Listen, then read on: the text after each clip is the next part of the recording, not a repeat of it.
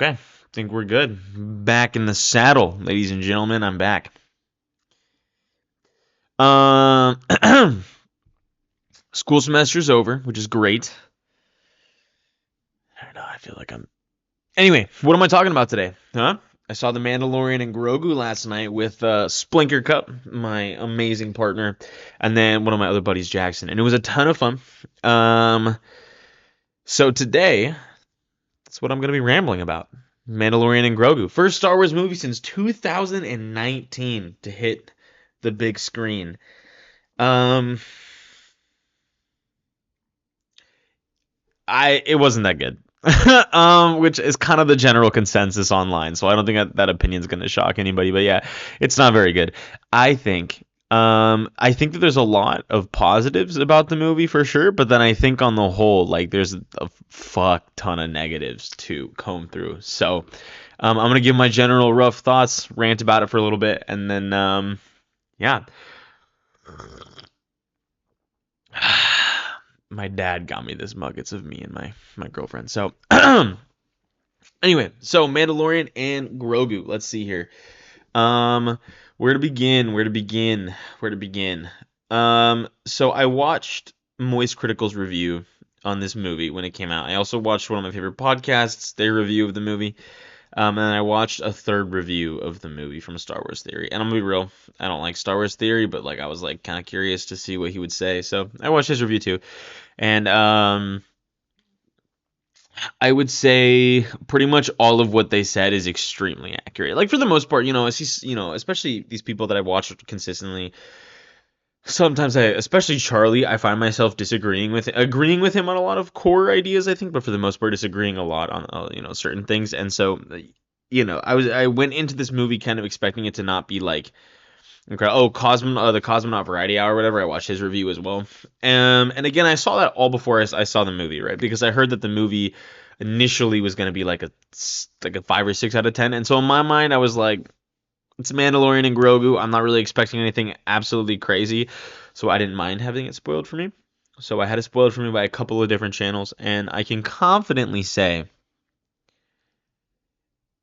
yeah, it wasn't all that great. Pretty much everything that everyone was saying was true, right? It legit feels like it could have been either the 4th season of Mandalorian and Grogu, or it felt just like it was 3 or 4 episodes that are just like shoved together, basically. And one thing that stuck with me while I was watching the movie, that I watched in Charlie's review, was he said the movie's great, but the moment that you start thinking about the plot, it all just falls apart. And that's so true with this movie, right? Like it's so true with this movie. So let's just get into it. So the movie opens with Mando.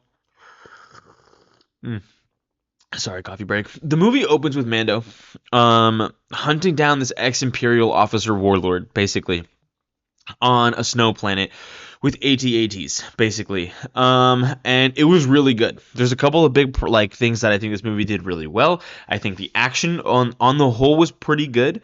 I think the choreography between a lot of like the close hand-to-hand shooting combat is really, really good. I thought the way that Mando was actually moving was really good and dynamic, which I really enjoyed.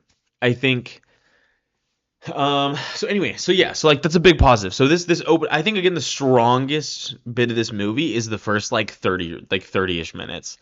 There it's incredible. It's like a ton of fun. It actually really is like a ton of fun.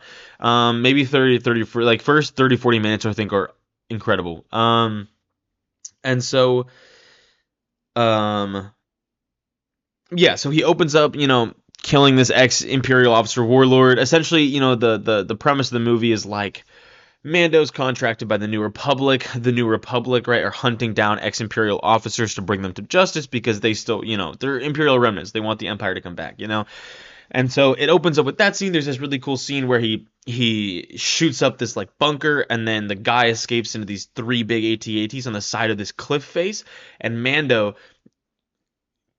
hijacks an Imperial AT-RT and he rides it in the battle, and then he ends up having like hand-to-hand combat in like 2 or 3 AT-ATs and blows them all up. And it's so fun. Like that's such a fun action sequence, and Grogu is like I think one of the highlights of this movie. dynamic is so fun to watch. It really is. Like in this opening sequence, there's a scene where they tried to like the bad guy ended up escaping.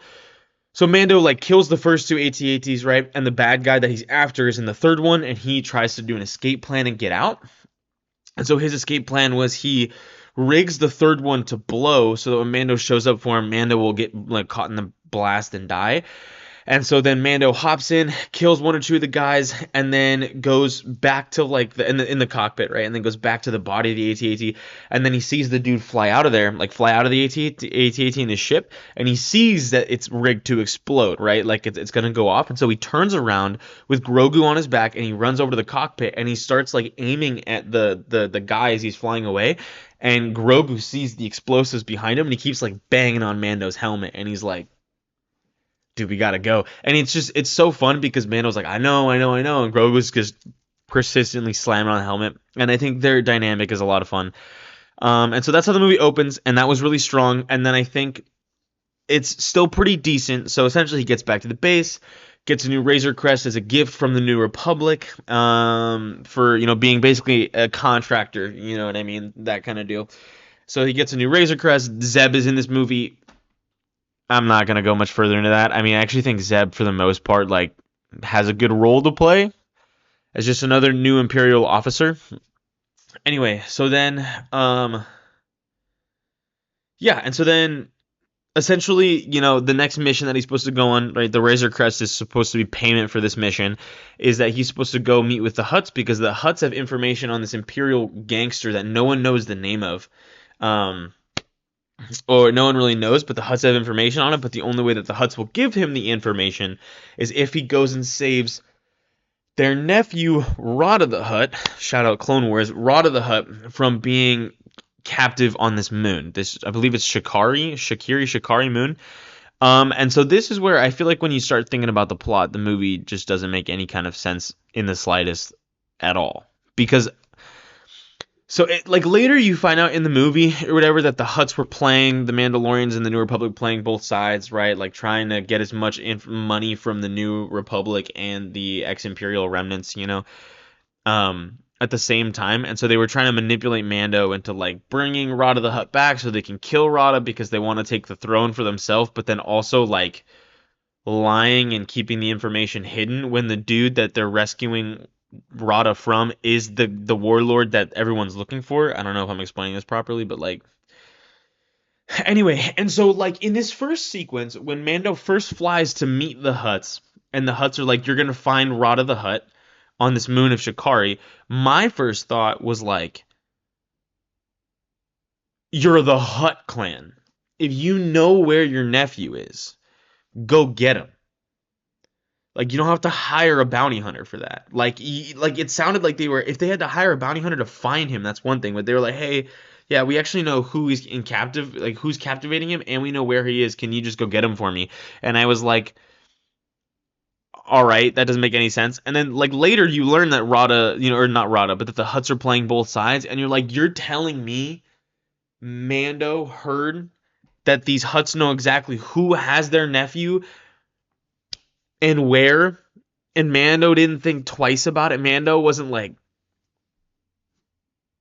I don't know. So I just thought the plot wasn't great, but he goes, and this again, this first section of the movie, this is the best. I think this is honestly so fun. I would give this stretch of the movie like a 9 out of 10. Like, it's really good.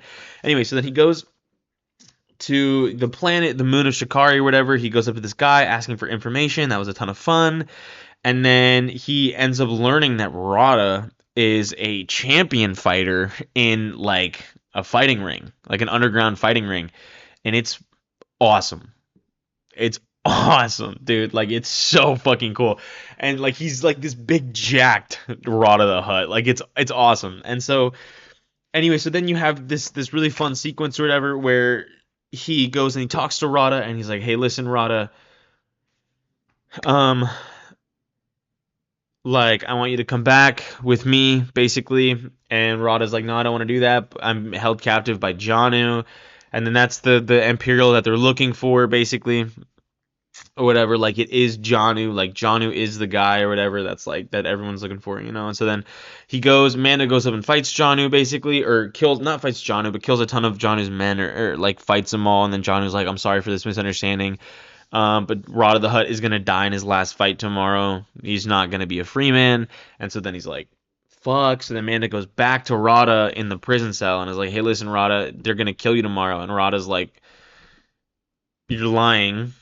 And so then Rada calls the guards, they knock Mando out, and then the only reason I'm going into so much detail for this is because this is easily this is my favorite stretch of the movie. This is the best part of this movie because it starts with the cool sequence in the front, like in the beginning of the movie, and then it moves into this. And so essentially it's called a Jarek match, where initially, again, Rada had one more fight until he was technically a free man and no longer under any kind of capture, and tons of fun, basically because we had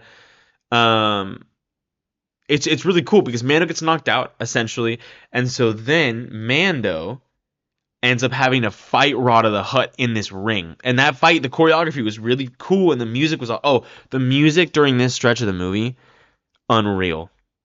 It's so good. It's so good. It's like this synth techno pop mixed with the Mandalorian's theme, and it's so good. I loved it. So that's another really big highlight for this movie for sure, was the soundtrack. It was really good. Coffee break. But that was a really enjoyable stretch of television. I really, really fucking enjoyed it. That was really good. And so then Mando and Rada end up fighting. And so then Mando ends up beating Rada and is like, listen, I yield. I'm not going to kill Rada. I'm sent to bring him home. I'm not going to kill this guy. And then Janu, the guy who was watching, the guy that Mando was eventually supposed to be after, basically, he's like, oh, you guys are all free to die, essentially. And so then he unleashes all the monsters, and then it's this really fun action sequence where all these monsters are fighting Mando and Rada in this fighting ring, and then something goes wrong, the barrier gets broken, all the monsters get out, and so then Rada's like still running from Mando, and so then you have this really fun chase scene where all the monsters are now let loose on the moon, and like it's pandemonium, and it's a lot of fun. Anyway, so then long story short, they capture that dude, bring him back, and then, but he doesn't want to like let Jabba go back to the Hutts because the Hutts are going to kill Rada because they just want the throne because he's like heir from Jabba or whatever. So then Mando is like, hey, listen, I'm going to speed run through the plot. I don't want this video to be too obnoxiously long. But then,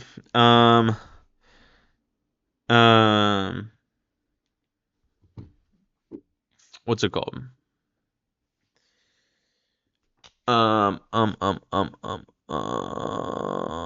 Sorry, dudes. One of my clients texted me and it totally threw me off.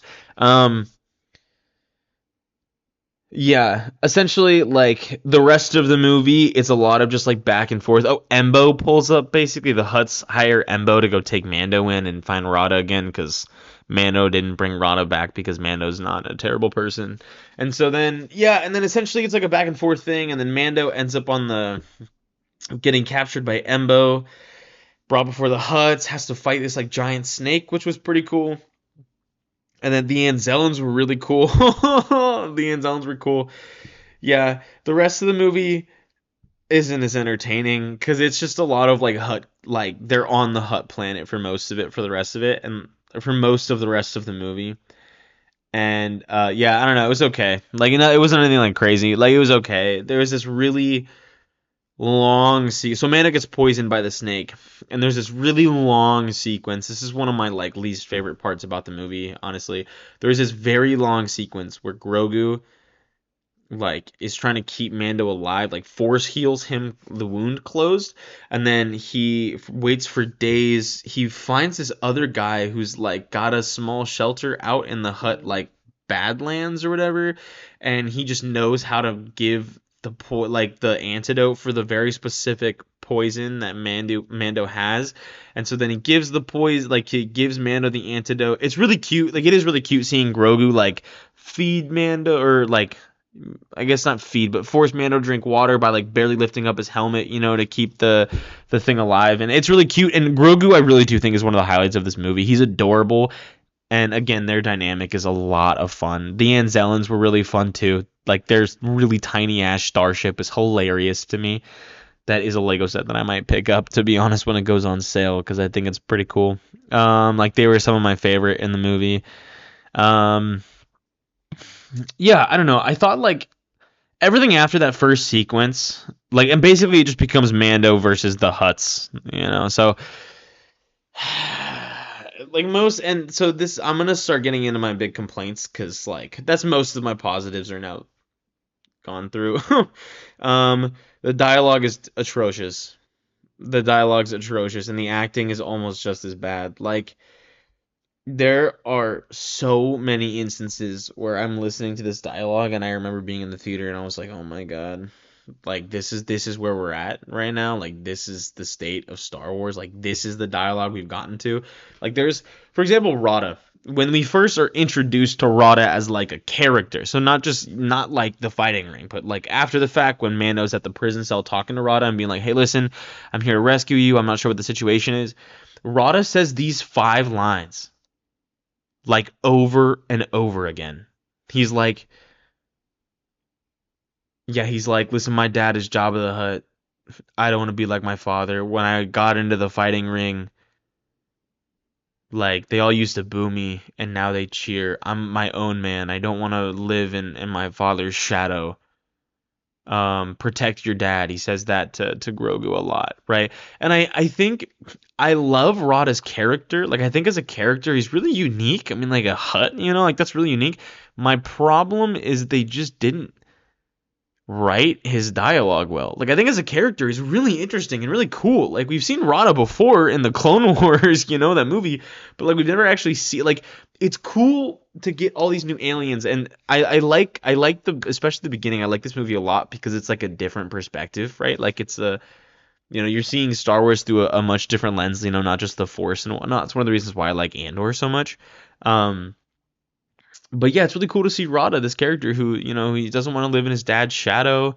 He doesn't want to be like his dad or a terrible person. He connects with Grogu because, again, Grogu doesn't really have a dad, but, Mando is like his dad now, and Rada's like, "Listen, Grogu, like, you're lucky that you have someone who cares about you so much." And seeing their relationship is really endearing, So I think as a character is really cool, but his dialogue is just, oh, bro, his dialogue's atrocious. That it hurt me. It hurt. I was watching it and I was like, dude, fuck, fuck. Sigourney Weaver, look, she's cool. Horrible in this movie. All the acting is so flat. Um, yeah, I don't know. And then the plot just barely there. It doesn't feel like a movie. No like real character growth happened, and that's the frustrating thing for me, because it's I've seen people equate it to John Wick, and I would almost do that. Like I almost would equate it to. I think John Wick might be better. I think it's cool because it's in Star Wars. But John Wick doesn't really care. Like it's almost like they wanted to have a plot. Like they almost wanted to have like a progressive plot, like but like there wasn't like a character change. It was literally just they were doing the same thing that they always do. And the action was sick. Like don't get me wrong, the choreography was pretty good. But I don't know, man. I don't know. It was all right. The last like 2/3 of that movie were just like, bro, okay, I want to go pee. Like I was in the theater and I started having to go to the bathroom and I was like, dude, fuck. Like how much longer is this movie? Like I don't know. And then again too. So I think I briefly mentioned that scene where Grogu is like saving Mando and waiting for him to wake up and he gives him the poison thing. That scene is like 20 minutes. Like it's so long and it's such an abrupt change of pace because it's action packed, action packed, action packed, action packed. Huge, massive break. It's like 20 minutes where you slow down and like it drags and then it's right back into action again, and at that point I was like, man, I'm ready to go home, I think. So I don't know. I don't think it's bad. I don't think it's a bad movie. Like I think if you like Star Wars, if you think The Mandalorian is chill, I think you'll enjoy the movie. Like I had fun watching it, especially that first like third of the movie. I thought was incredible. Like I thought the opening sequence was fun. I thought him flying to that moon was sick. The whole Rod of the Hut fight ring, I thought that was so fun. Like that is so fun and goofy, and I loved it. Yeah, like I thought that was really good.